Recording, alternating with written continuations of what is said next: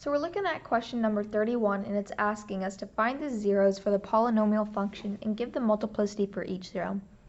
Then state whether the graph crosses the x-axis or touches the x-axis and turns around at each zero. So first, I'm going to go ahead and go over the rules for multiplicity. So when looking at a standard 0, x minus a raised to the k power, we're going to go ahead and multiplicity depends on the k, which is your exponent. So when your exponent, or k, is odd, the graph crosses the x-axis. When k is even, the graph will touch the x-axis, then turn around.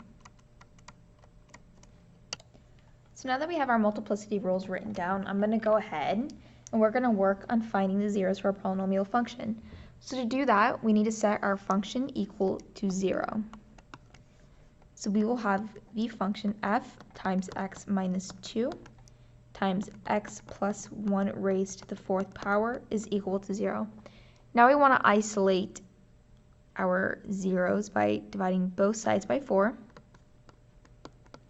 That will cancel out the 4 on this side, and 0 divided by 4 is still equal to 0. So we'll be left with x minus 2, x plus 1 raised to the 4th power is equal to 0. Now at this point, you can set each individual parentheses set equal to 0 on its own.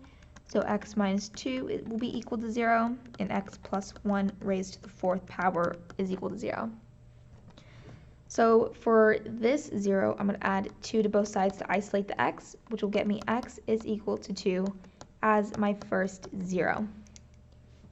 Now for this one, we have to get rid of this exponent of 4. To do that, we're going to take the 4th root of each side, which on this side it cancels out that 4 exponent, and the 4th root of 0 is still 0.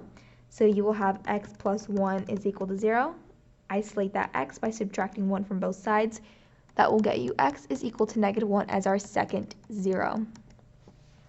Now that we have both of our zeros, we can go ahead and look back at our given polynomial function to determine the multiplicity for each one of them. So for the 0, 2, 0, we're going to look at this part of the polynomial function.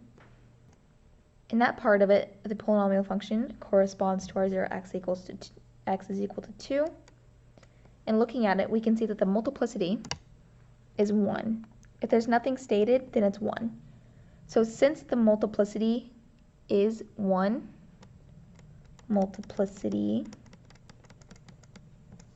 of 1, we know that it's odd, so that means it will cross the x-axis.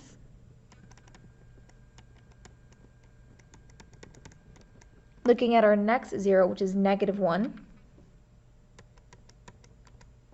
we can see it corresponds with this part of the polynomial function.